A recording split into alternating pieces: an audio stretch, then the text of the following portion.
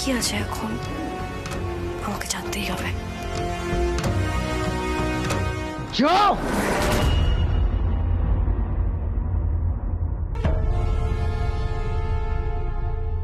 বৌদি, বলছিলাম যে এই মেয়েটাকে যতটা ভাবা গিয়েছিল তার থেকে একটু বেশি ডেঞ্জারাস, তাই না?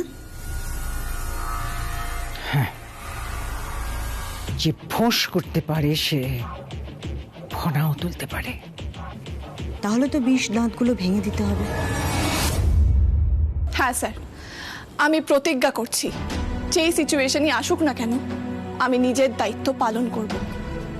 সেদিন যে আপনাকে মিথ্যে কথা বলেছিল, যে অপরাধীকে চিনতে অস্বীকার করেছিল, সেই তুবড়ি একজন সাধারণ নাগরিক ছিল স্যার। দেশের পাহারাদার হয়ে আমি সবার আগে দেশকেই রাখব, ব্যক্তি স্বার্থ নয়। স্যার আমি কথা দিচ্ছি আমি কোনো কিছু থেকে আর পিছু পা হব না। বেশ, বিশ্বাস করলাম,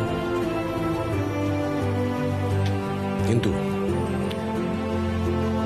তুমি যদি আবার বিশ্বাস ভাঙো তাহলে অনেক কিছু হারাবে। আমি হারাতে চাই না স্যার, আমি হারাবো না, নিচেও হারবো না। গুড, এসো না প্লিজ। স্যার আজ অন্তত মানা করবেন না, করতে দিন প্রণামটা।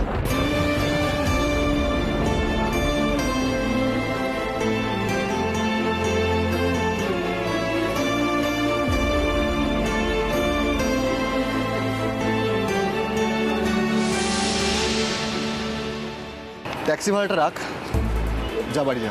আরে ঠিক আছে, কিন্তু কেসটা কি সেটা তো বল। পরে শুনিস, এখন এটা নে, তুই বাড়ি যা, নে ধর। পদ্মা বললাম তো কেস কিচ্ছু না, আমি একটু ব্যস্ত ছিলাম, ওই জন্য তোকে ডেকেছিলাম। বাকিটা তুই পরে শুনিস, কেমন? আমি যা ভেবেছিলাম তাই ঠিক হল। অর্জুন বাবার অফিসে এসেছে, তার মানে তুবড়িও এসেছে। কিন্তু কেন? আমার মনে হয়েছিল যে তুমি আসবে না, ওই জন্য একজনের সাহায্য নিতে হয়েছিল। তোমার হাজবেন্ড তো আমায় কথা দিয়েছিল যেভাবেই হোক ও তোমাকে এখানে পাঠাবে। মজা করার মুডে আমি একদমই নেই তুবড়ি। কালকে সকাল 8:30টার সময় বেরোনোর আছে। আমি একা যাব না, তোমাকেও সঙ্গে যেতে হবে। আমি জানতাম অর্জুন আমার ওপর যতই রাগ করুন না কেন উনি আমার পাশে থাকবেন।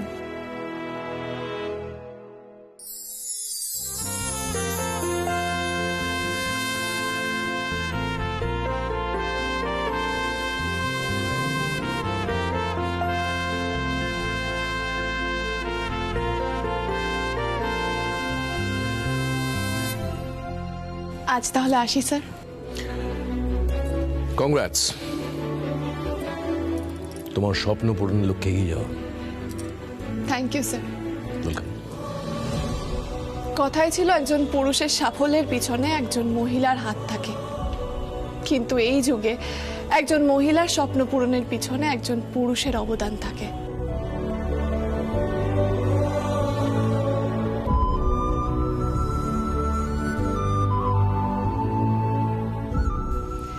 আসি স্যার।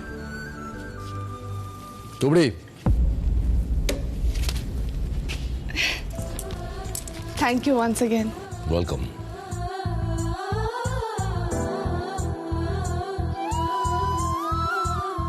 থ্যাঙ্কস ওকে সাপোর্ট করার জন্য।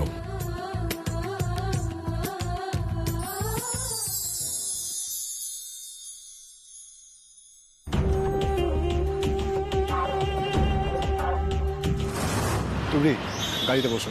কেন, কি হয়েছে অর্জুন? বাড়িতে সবকিছু ঠিক আছে তো? যেটা বলছে সেটা করো, গাড়িতে বসো।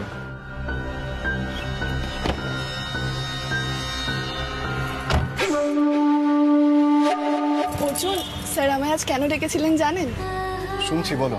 আমি যে পরীক্ষাটা দিতে গেছিলাম তার প্রিলিমিনারি সিলেকশন হয়ে গেছে, আর আমি তাতে সিলেক্টেড হয়েছি। যদিও এরপর আরও অনেকগুলো স্টেপস আছে, সেগুলোতে যদি পাশ করতে পারি তাহলে আমার চাকরি জীবন শুরু হবে। আমি আমি পুলিশ হব অর্জুন। খুশির খবর। আপনি খুশি হয়েছেন? তুবড়ি, আমি তোমার কাজের পাশে সবসময় আছি, কিন্তু তুমি ভেবো না সেটা তোমার স্বামী হিসেবে। ওই সম্পর্ক কিন্তু আমি এখনো মানিনি, মানবো না।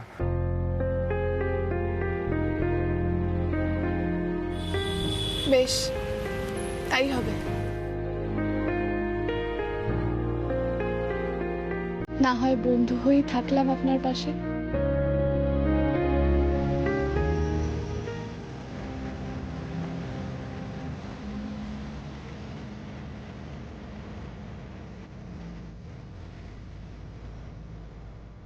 আমরা ঠিক কতটা দূরে আছি? কোন দূরত্বের কথা বলছো তুমি? বাড়ি যেতে আর কতক্ষণ লাগবে? বাড়ি থেকে থানায় যেতে যতক্ষণ লেগেছিল ঠিক ততক্ষণই সময় লাগবে। আপনি একটু জোরে চালান না। না মানে বাড়িতে তো পুজো হচ্ছে, আপনি তখন সবাইকে বললেন যে আমার হয়ে আপনি পুজো করবেন। এখন দেখছি আপনিও চলে এসেছেন, পুজোটা নিশ্চয়ই আটকে আছে। সেই জন্যই আমি তখন আপনাকে জিজ্ঞাসা করছিলাম যে বাড়িতে সবকিছু ঠিক আছে কিনা। চিন্তা করার কোনো দরকার নেই তুমি, আমি বাড়িতে কোনো ঝামেলা করে আসিনি। আর এমনিতেও আমি যখন বেরোচ্ছিলাম গুরুদেব বলেছেন হাতে 2 ঘন্টা সময় ছিল, তো তাড়াহুড়ো করার কোনো দরকার নেই, ধীরে সুস্থে গেলেই হবে। আপনি তাই আমাকে নিতে এলেন? হ্যাঁ, যাতে পুজোর সময় তুমি থাকতে পারো। আজ সব কিছু বেশ ভালো হচ্ছে। তাহলে কি ভালো খবরটা আজকেই মাকে গিয়ে জানাবো, নাকি একদম পুলিশের পোশাক পরে মায়ের সামনে গিয়ে চমকে দেব? হ্যাঁ, সেটাই ভালো হবে।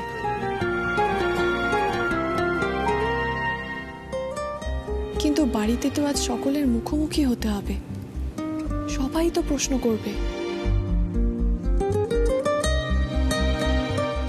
একটা কথা জিজ্ঞাসা করব? করো। বাড়িতে ফিরলে তো সবাই জিজ্ঞাসা করবেন আপনি আমায় কোথায় পাঠিয়েছিলেন বা কোথা থেকে নিয়ে এলেন, তখন কি বলবো? তোমাকে কিছু বলতে হবে না, কেউ প্রশ্ন করলে গোটা ব্যাপারটা আমি বুঝে নেব। আর যদি আমাকে প্রশ্ন করে? সেই সুযোগ আমি দেব না তুবড়ি। আমার আরেকটা প্রশ্ন ছিল। স্যার তখন বললেন না যে এরপরে স্টেপগুলো যদি আমি পাস করতে পারি। আচ্ছা অর্জুন, আপনার কি মনে হয়? আপনি তো শুরু থেকেই জানতেন আমার স্বপ্নগুলোর ব্যাপারে। আমি পারবো আমার স্বপ্ন পূরণ করতে? একটা কথা আমি বারবার বলতে পছন্দ করি না, সেটা তুমি জানো হয়তো। আপনাকে আমি জিজ্ঞাসা করছি তার কারণ আছে অর্জুন। বাড়িতে কেউ জানলে আমাকে পুলিশে ঢুকতে দেবে? এখানে তো জানানোর কিছুই নেই তুবড়ি।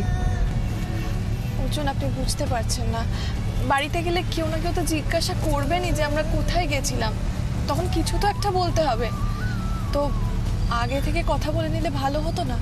তাহলে দুজনের উত্তরটাই এক হতো। তোমাকে কেউ জিজ্ঞেস করলে তুমি আমার নাম বলবে, বলবে আমিই বলতে বারণ করেছি। তুবড়ি এখানে কেন এসেছে সেটা না জেনে আমি এখান থেকে কিছুতেই যাবো না, কারণ বাড়ি গিয়ে আন্টির কাছে আমি আবার কথা শুনতে রাজি নই। কিন্তু ভেতরে ঢুকলে বাবা ধরে নেবে, আর ভেতরে না গেলে তো খবর পাবো না। আমি বাবার একমাত্র সন্তান, আর আমার সাথে এভাবে করে কি করে? এই এক্সকিউজ মি। হাই, আমি নিশা, চিনতে পারছেন আপনি? না। নিশা রয়, সম্রাট রয়ের মেয়ে। সরি ম্যাম, আমি আপনাকে চিনতে পারিনি। Good morning ma'am. Very good morning, very good morning. আপনি কোথায় যাচ্ছেন? এই তো এই ফাইলটা নিয়ে আপনার বাবার কাছেই যাচ্ছিলাম। তাহলে তো খুব ভালো হলো। আসলে আমি না একটা সমস্যায় পড়েছি, আপনি প্লিজ আমায় একটু হেল্প করবেন? নিশ্চয়ই করব, আসুন না ভিতরে আসুন, ভিতরে স্যারও থাকবেন। ওটাই তো সমস্যা, আমি না বাবার কাছে যেতে পারবো না। আমি না বাবাকে প্রচণ্ড ভয় পাই।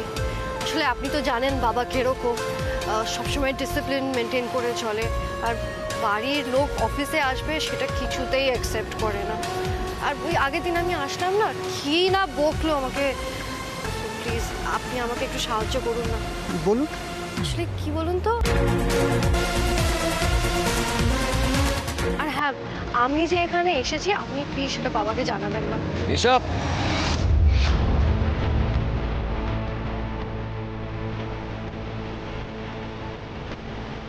এইখানে কি করছো?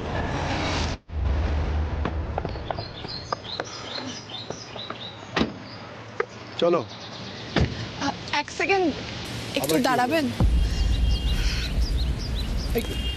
এসব কি করছো তুমি? নতুন কোনো যাত্রা শুরু করবার আগে